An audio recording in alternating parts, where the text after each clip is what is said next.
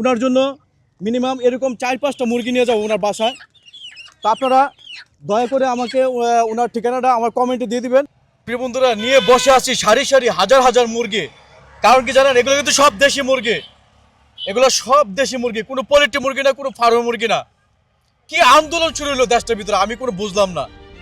কেউ 20 বছর 30 বছর ধরে পোল্ট্রি মুরগি খায়, দেশি মুরগির গন্ধ পায় না, স্বাদ পায় না। মানে এই বুগাস মার্কা কথাবার্তা বিভিন্ন প্রেস ক্লাবে বিভিন্ন জায়গায় ধারায় ধারায় মানববন্ধন করতেছে।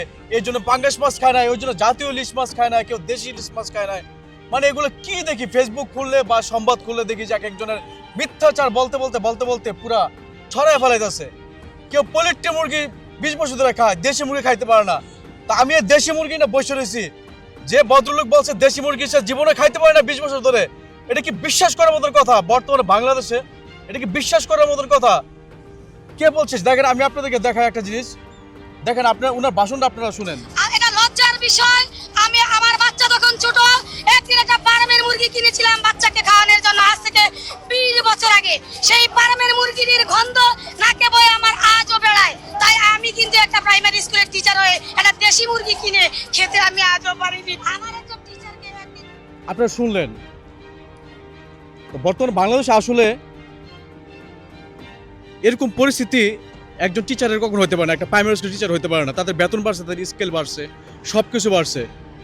তো এটা দুঃখজনক, যদি সত্য কিনা মিথ্যা জানি না, যদি ওনার কথাগুলো যদি সত্য থাকে এটা খুবই দুঃখজনক। একজন প্রাইমারি স্কুল টিচার 20 বছর ধরে যদি দেশি মুরগি না খাইতে পারে, আমাদের বাংলাদেশ হিসেবে এটা আসলে দুঃখজনক।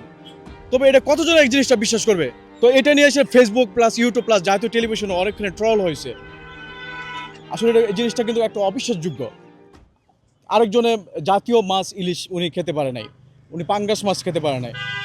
মানে কি যে একটা, মানে আসলে এটা নিয়ে অনেক রোস্ট হচ্ছে বাংলাদেশে, আলোচনা হচ্ছে যে আসলে কি এগুলো কি সত্য কিনা।